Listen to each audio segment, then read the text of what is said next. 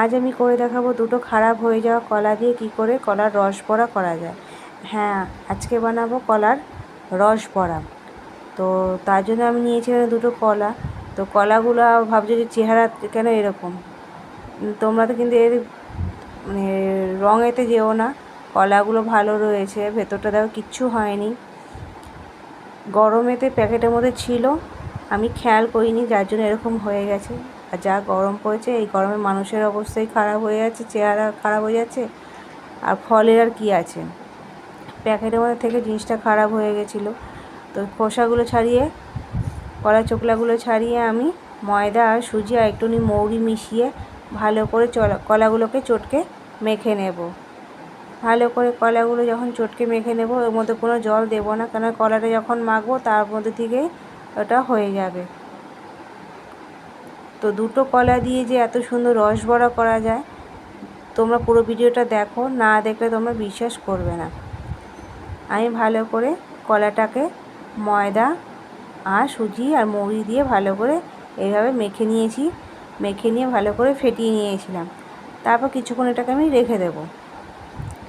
বেশ কিছুক্ষণ আধা ঘন্টার মতো আমি এটা রেখে দেবো।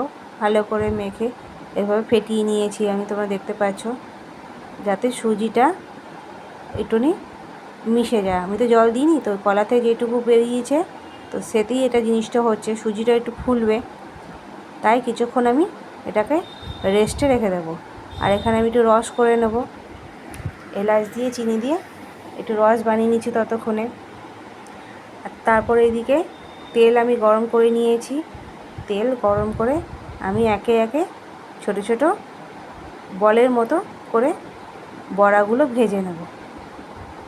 গ্যাসটা বেশি জোরে দেব না, একদম হালকা মিডিয়াম আঁচে এটা হবে, নাহলে ওপরটা পুড়ে যাবে, ভেতরটা কাঁচা থাকবে। তো ভেতরটা কাঁচা থাকলে খেতে অতটা ভালো লাগে না, তোমরা জানো, যার জন্য একদমই মিডিয়াম আঁচে এটাকে আমি করব। যখন এগুলো পুরোপুরি ভাজা হয়ে যাবে তখন আমি তেল ঝরিয়ে নেব। তেল ঝরিয়ে আমি যে রস বসিয়েছি তো তার মধ্যে আমি দিয়ে দেব। দিয়ে বেশ কিছুক্ষণ আমি এটাকে ফোটাবো, রসটার মধ্যে এটাকে ফোটাবো। কেননা কলার বড়া আমরা যখন খাই তোমরা দেখেছি একটু শক্ত হয়, তো যার জন্য কিন্তু এটাকে আমার কিছুক্ষণ ফোটাতে হয়েছে, যাতে ভেতরটা কোনো রকম শক্ত না থাকে আর ভালোভাবে ভেতরে রসটা ঢুকে যায়।